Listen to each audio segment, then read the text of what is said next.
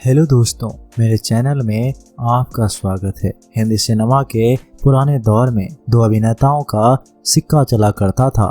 60 का दशक हो या 70 का या फिर 80, दोनों सितारे उन दिनों बॉलीवुड के बेताज बादशाह हुआ करते थे। हम बात कर रहे हैं दो जिगरी दोस्त विनोद खन्ना और फिरोज खान की।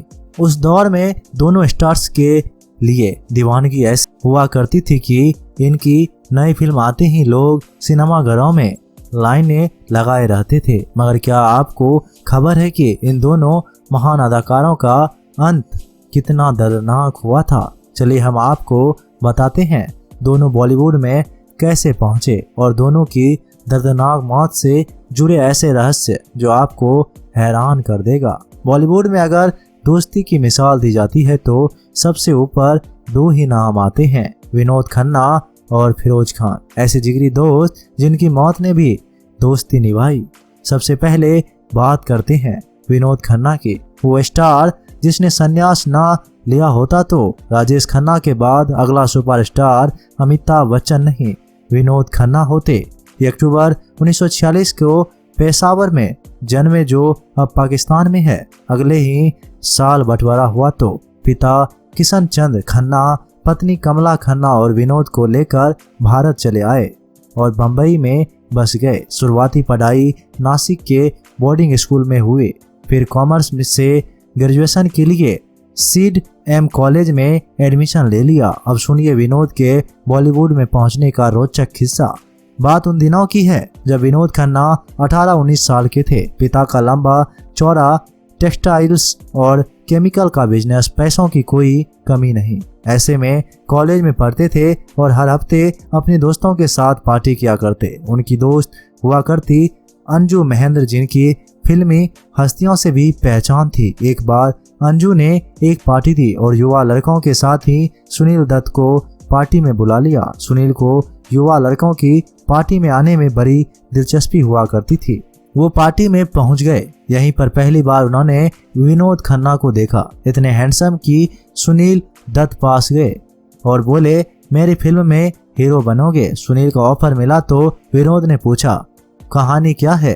दत्त साहब बोले, 2 हीरो की फिल्म है, एक लीड रोल तुमको देता हूँ, दूसरा किरदार मेरा भाई करेगा। असल में सुनील दत्त का एक सगा भाई था, सोमदत्त। वो फिल्म प्रोडक्शन में उनका असिस्टेंट रहता था। बाद में सोमदत्त भी हीरो बनने की जिद कर बैठा। उसी को लॉन्च करने की तैयारी सुनील दत्त कर रहे थे। विनोद ने हाँ तो बोल दी, मगर नसीब देखिए वो 2 हीरो वाली स्क्रिप्ट सुनील दत्त से खो गई। अब वो किसी दूसरे स्क्रिप्ट को तलाशने लगे तो उनको एक ऐसी कहानी वाली स्क्रिप्ट मिली जिसमें एक हीरो होता है जबकि दूसरे हीरो का रोल सेमी नेगेटिव होता है। सुनील दत्त ने सेमी नेगेटिव रोल वाले किरदार की बात विनोद को बताई तो उन्होंने हाँ बोल दी। उसके बाद विनोद पहुंचे पिता के पास, बोले, मैं हीरो बनने जा रहा हूं। करोड़ों का लंबा चौड़ा खानदानी बिजनेस छोड़कर बेटा भारगिरी करेगा। सुनते ही पिता का पारा चढ़ गया और घर में हड़कंप मच गया। पापा ने पहले तो साफ मना कर दिया, मगर बेटे की जिद देखकर पिता ने एक शर्त पर मौका दिया कि फिल्म नहीं चली तो फिर सिनेमा का नाम ना लेना। बस मौका मिलते ही विनोद ने शूटिंग शुरू कर दी। 1968 में फिल्म आई मन का मीत। हैरानी की बात है फिल्म का हीरो सोमदत्त नहीं चला, लेकिन नेगेटिव रोल में विनोद खन्ना अच्छा गए। इसके बाद तो उनके पास ऑफरों की झड़ी लग गई। सबसे खास बात थी कि वो फिल्म अभिनेता थे जिनको विलेन और हीरो दोनों किरदारों में फिल्में मिलने लगी। खासकर इंस्पेक्टर के किरदार उनको खूब मिला करते, जैसे 1970 में मस्ताना और सच्चा झूठा हो, या फिर 1971 में आई जाने अनजाने। मगर जिस फिल्म में उनके करियर को सबसे बड़ा उछाल दिया वो 1971 में आई डायरेक्टर राज खोसला धर्मेंद्र के साथ फिल्म बनाने जा रहे थे। उसमें डाकू के किरदार में कोई ऐसा अभिनेता चाहिए था जो धर्मेंद्र को टक्कर दे सके। खोसला साहब की नज़र एक बार विनोद खन्ना पर पड़ी और उनको धर्मेंद्र के मुकाबले वही समझ आए। बस विनोद को खतरनाक डाकू का रोल मिल गया। फिल्म आई मेरा गांव मेरा देश। डाकू जब्बार सिंह के रोल में विनोद खन्ना ऐसे छा गए कि लोग फिल्मों के हीरो धर्मेंद्र तक को भूल गए। फिर कभी विनोद ने पीछे मुड़कर नहीं देखा। फिर 70 के दशक में अमिताभ बच्चन और विनोद खन्ना की जोड़ी ने पूरे बॉलीवुड में कोहराम मचा दिया। हेरा फेरी, परवरिश, खून पसीना, अमर अकबर एंथनी और मुकद्दर का सिकंदर जैसी सुपरहिट फिल्मों ने तहलका मचा दिया। उस दौर में विनोद और अमिताभ दोनों का स्टारडम करीब करीब बराबर हो गया था। कोई भी अगला सुपरस्टार बन सकता था, मगर अचानक विनोद खन्ना ने बॉलीवुड छोड़कर संन्यास ले लिया। वो रजनीश ओशो के शिष्य बन गए और सब छोड़ छाड़ कर उनके आश्रम में माली बन गए। पत्नी गीतांजलि ने 1985 में तलाक दे दिया और दोनों बच्चे अक्षय और राहुल भी बेसहारा हो गए। फिर सालों बाद संन्यास से मोह भंग हुआ तो फिल्म में वापसी की राह तलाशने लगे। इस समय दोस्त की मदद करने फिरोज खान आगे आए और उनकी वापसी के लिए दयावान फिल्म बनाई। इसी बीच विनोद को इंसाफ फिल्म भी मिली। दोनों फिल्में हिट हो गए। फिर चांदनी आई और विनोद खन्ना दोबारा स्टार बन गए। एक बार वो पार्टी में गए थे, वहां खुद से 16 साल छोटी लड़की कविता से प्यार हो गया। 1990 में दोनों ने शादी कर ली।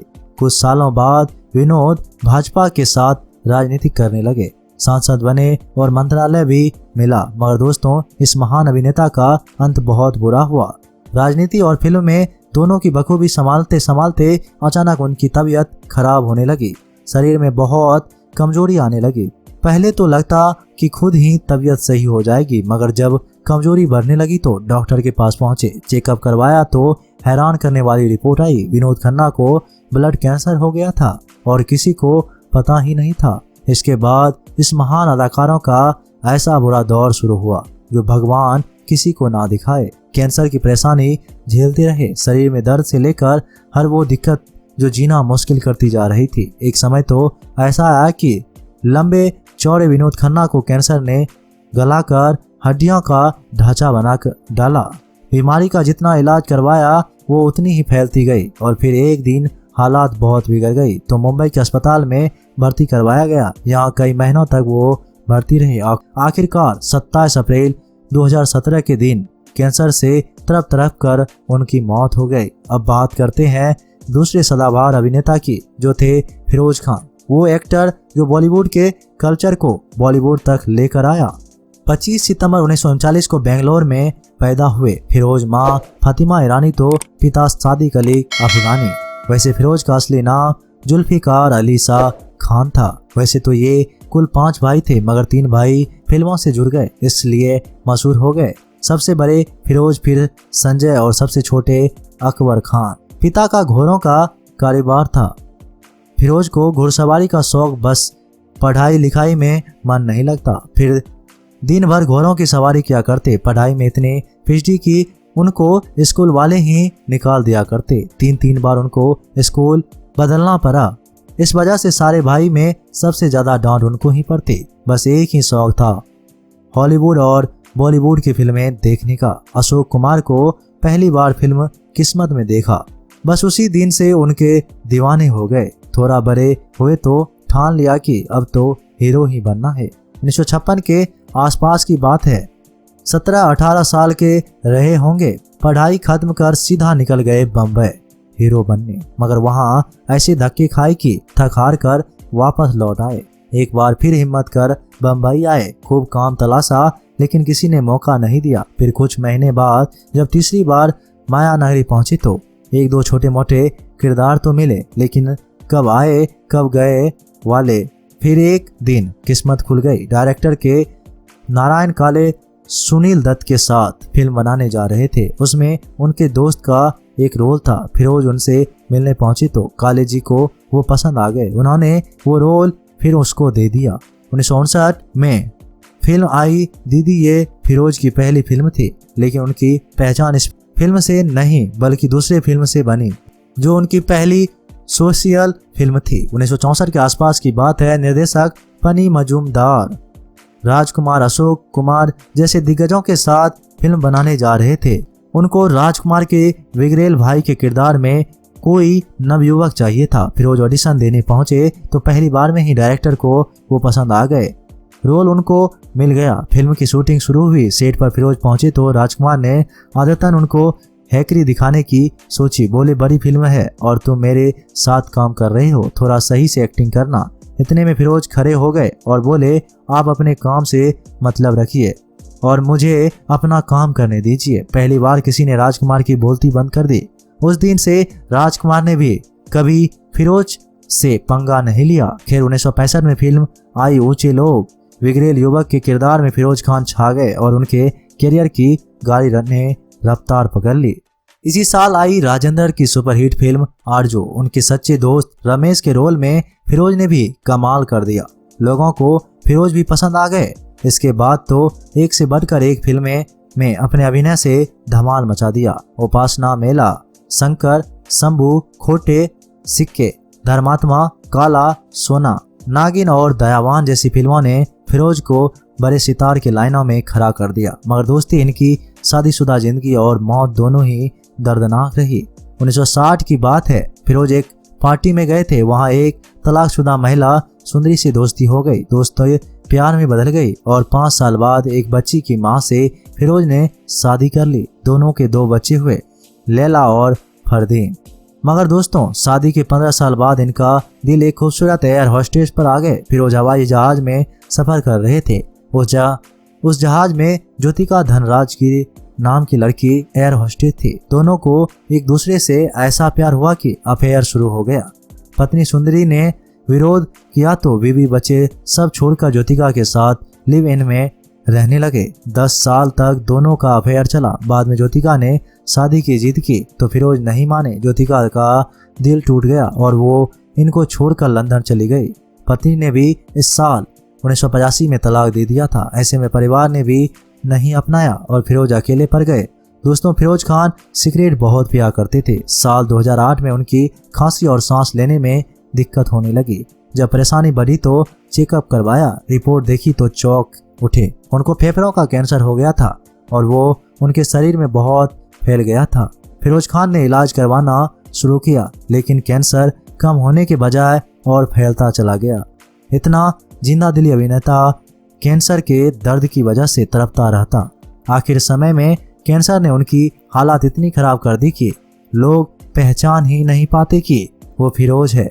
27 अप्रैल 2009 के दिन कैंसर इस महान एक्टर की जिंदगी निगल गया। हैरानी इस बात की है कि विनोद खन्ना और फिरोज खान दोनों की मौत की तारीख भी एक थी, 27 अप्रैल। इतना ही नहीं, कैंसर ने ही दोनों की जिंदगी खत्म की। दोस्तों, आपको विनोद खन्ना और फिरोज खान में ज़्यादा पसंद कौन था? दोनों में किसी की कोई फिल्म या किरदार याद हो तो हमें कमेंट में ज़रूर बताएं। मिलते हैं एक नए वीडियो के साथ। तब तक के लिए आप अपना ख्याल रखिएगा।